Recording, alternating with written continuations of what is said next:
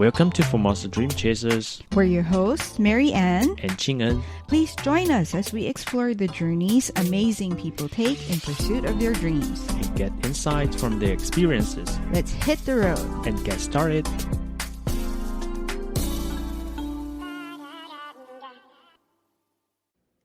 Hello and welcome back to Formosa Dream Chasers. We're back with Hashlaey Bermudez, a Honduran who came to Taiwan to study fashion management at Mingchen University. Today, in our part 2, she shares more about that journey. I feel that, for example, in my university, the professors are not on top of you. It's like, it's on you. You want to study? Okay, you study. If you don't want to study, you don't study. You want to pass? Then you pass. If you don't, I don't care.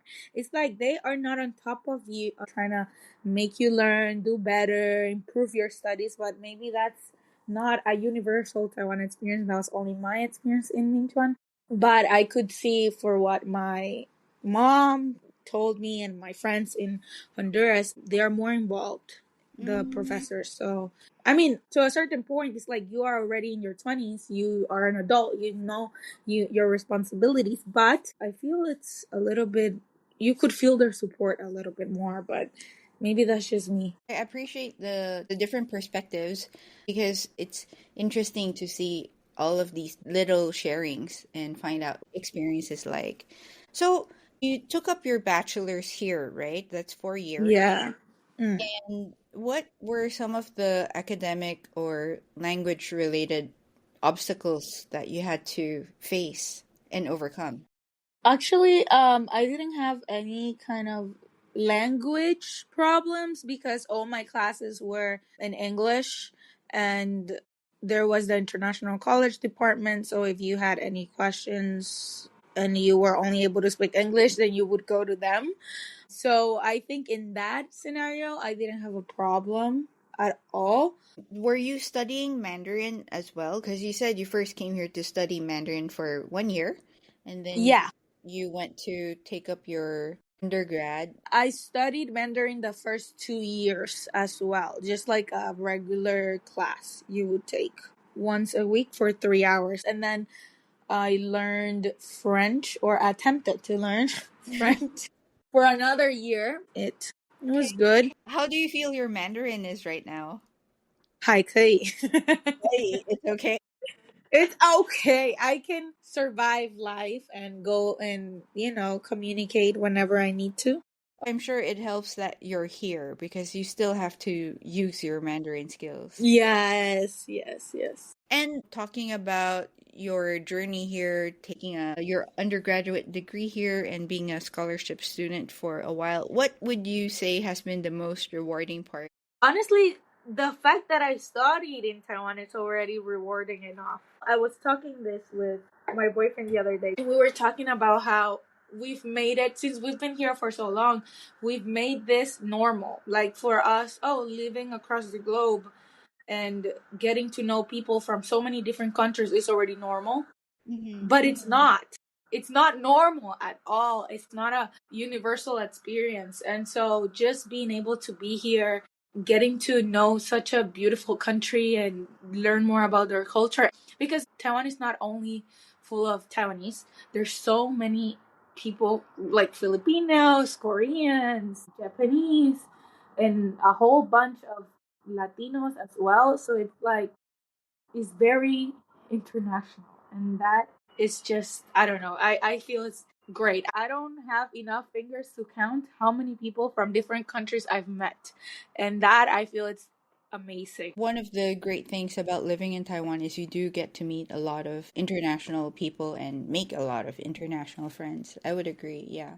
Yeah, it's pretty nice. And then during the 5 years that you lived here, were there some big adjustments that you had to make, or were things pretty smooth? The biggest adjustment was just trying to learn the language. Okay.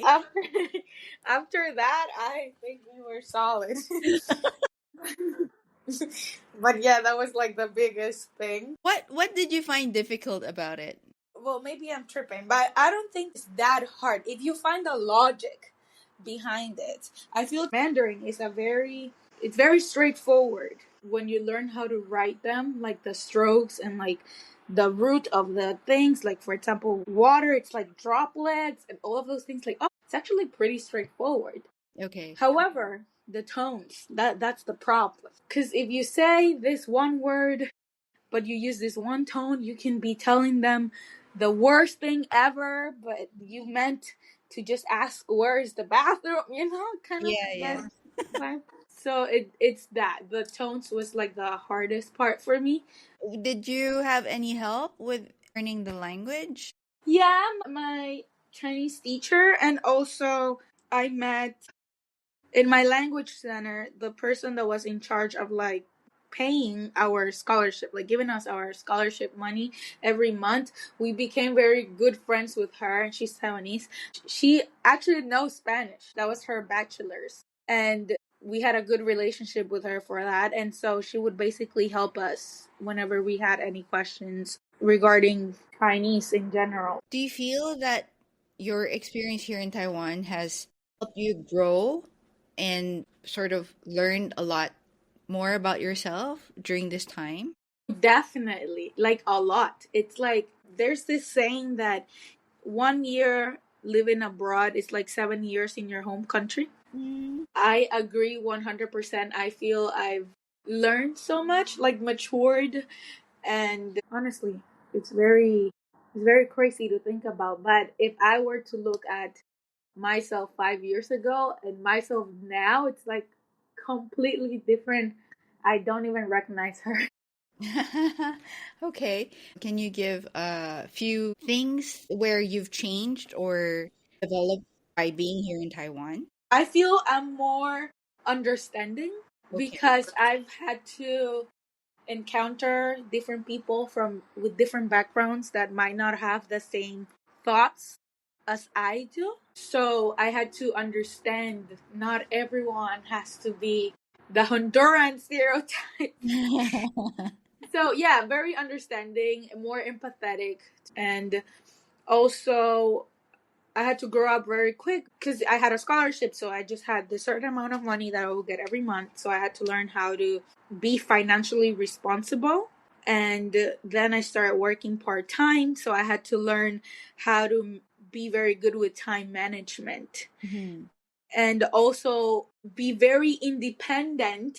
I mean, my mom always raised me to be independent, but it's not the same. When you live across the globe, you don't have anyone to cook for you, wash your clothes, Yes. I don't know, drive you places. So it's like just trying to balance all of it and still don't crash out. Before, I was like, I just want to leave. I don't want to be in Honduras anymore. I'm so over it. I'm tired. I'm fighting with my mother, teenagers. Yeah. But now, now I value and respect my mom so much. Yeah, I just admire her a lot and respect her very much. Not that I didn't before, it's just now that I'm living like an adult, you get a whole different perspective and you understand them a little bit more Yeah. now. Yes. I'm sure your mom is also happy that you've matured and see things from her side now. Oh yeah, she's like, see, I've been telling you this. Oh, I'm She sure. always says that. Yeah. I mean, it's like you said, when we're younger, we take a lot of things for granted and we don't really see the other perspective on things. So, yeah. Yes. Yeah. And now my mom, every time I tell her, oh, mom, I actually appreciate this or I learned this. And she said, see, this is what I've been telling you all this time.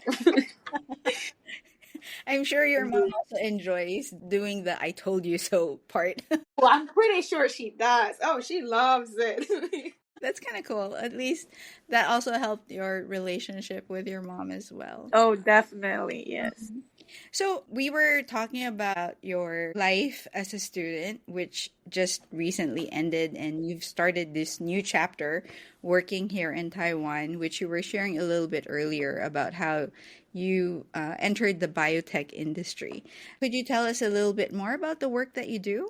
So I'm a business development specialist. So my job specifically now, because the company is trying to enter the Latin American market, and as a fellow Latin American, my job is to try to develop new relationship, partnerships, collaborations with other countries, specifically Chile and Mexico at the moment. Okay. You said you work with a biotech company. I'm curious about the products that you have. So we have a couple products, but mainly the one I work with specifically is allergy test.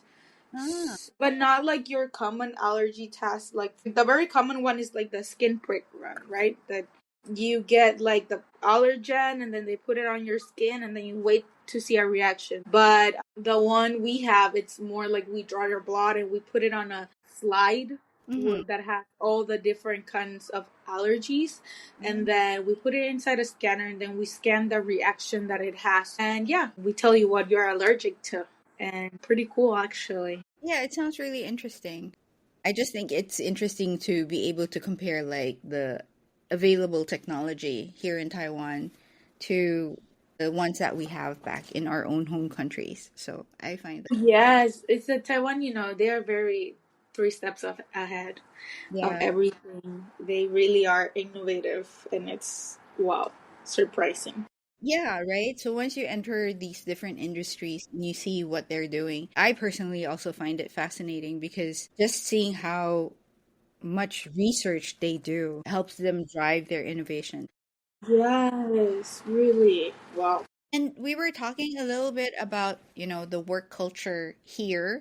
I know you said like you've been working for 3 months already, but I'm curious to see what your perspective is about the work culture here in Taiwan. I will just say they work very hard. Yeah, That's it. I was expecting that, yes. They work extremely hard. And honestly, that's why they are what they are. So, my respects, honestly. No complaints here. What is it like compared to, let's say, Honduras? Um, I don't want to bash my own country, but we are very slow. We don't work as hard. Well, I've never worked in Honduras, but I've had to deal with, the processes and the services. So I find out that I can get something done faster in Taiwan rather than if I would do it in Honduras. Everything just takes longer. Everybody just takes their time. And then you have to know someone that knows someone that knows someone that knows someone that can make it happen. And it's very funny because even my boss said that. He said, wow, you Latinos are very slow. And I'm like, sorry, we take our time. But yeah, it's not as efficient. It's not as efficient as it is over here. Now that I'm in the working environment, now I can see why it's so efficient. Because they are working so hard to make it happen. You've talked about your life here in Taiwan as a student and then how you started this new chapter working here in Taiwan. You see yourself staying here longer? No. Okay. What are your plans? Honestly, I don't know my plans, and I learned that that's okay. I just know that I plan, but the plans that we have and the plans that God has for you are not the same. So right now, my plan is to stay in Taiwan for the next 2 years and then see what happens. Honestly, I've always told my mother if Taiwan were a little bit closer to Honduras, I would stay. But the thing is, it's so far. That's the problem. Family is also very important. Yeah. So shifting that a little bit, like looking back, now that you are here where you are at this point in life, if you could go back in time and like advise yourself before coming here to Taiwan, what would you tell yourself? Save more money. Okay. That's it. Why? That you're doing great, sweetie. Continue. But save more money. Why that specifically?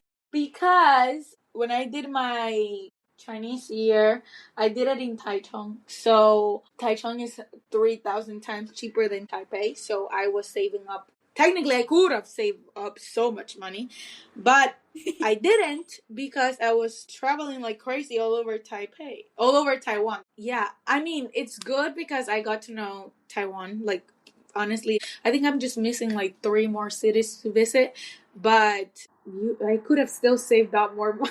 Okay. Yeah, so I feel I was just splurging. But that's okay because I was 17. What does the 17-year-old does when she's in a new country and doesn't know better? And to other foreign students who are thinking of coming to Taiwan for either learning Mandarin or for further studies, what advice would you give them then? Also save money. Also save money, okay? But I would say just enjoy, because I've noticed some people that would come with the scholarship as well, and then they would not like it and they would just go back. And I would just say enjoy it. You don't need to have everything figured out. It will not be easy at the beginning. You cannot expect to arrive here and suddenly be used to everything there is. So it's gonna take time. You're gonna have your adjustment period, but just enjoy every minute and just know that this is not a normal experience. It is very unique, and so just take advantage of it, because a lot of people might want to be in your place, and since you're the one in that place right now, might as well make the best of it. So, what would you say makes Taiwan a special place for international students coming here? Oh my god, it's so welcoming.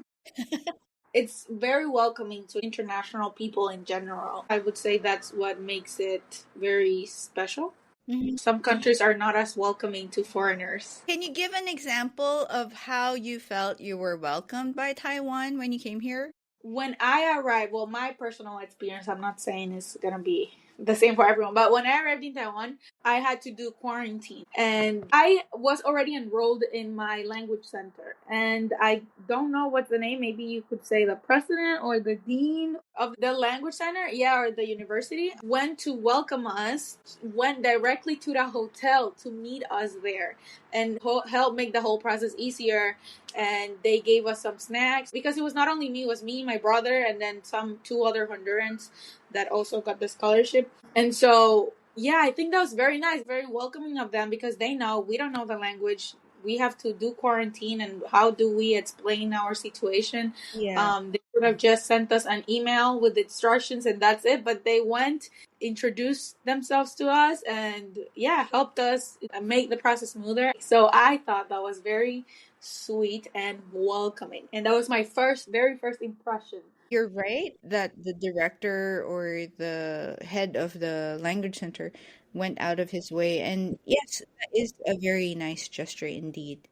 Yeah, I don't think he had to do that, but that was really nice. And since the show is called Formosa Dream Chasers, how would you say Taiwan has supported or helped shape the dreams that you're chasing today? This is cheesy, but it is a serious question.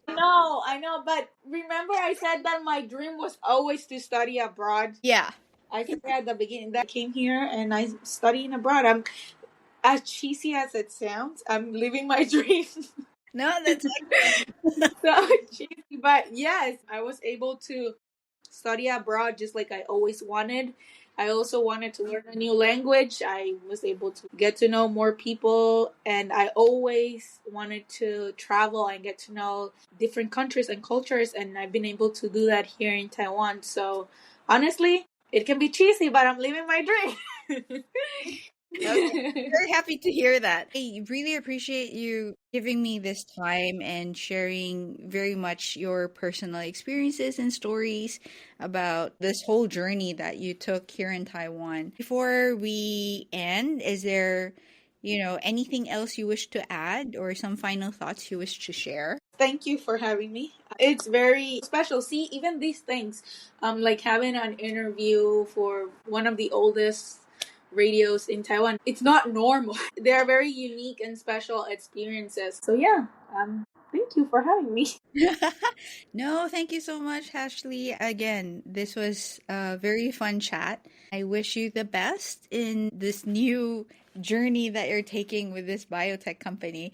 And I hope that I get the opportunity to talk to you again in the near future. Thank you very much.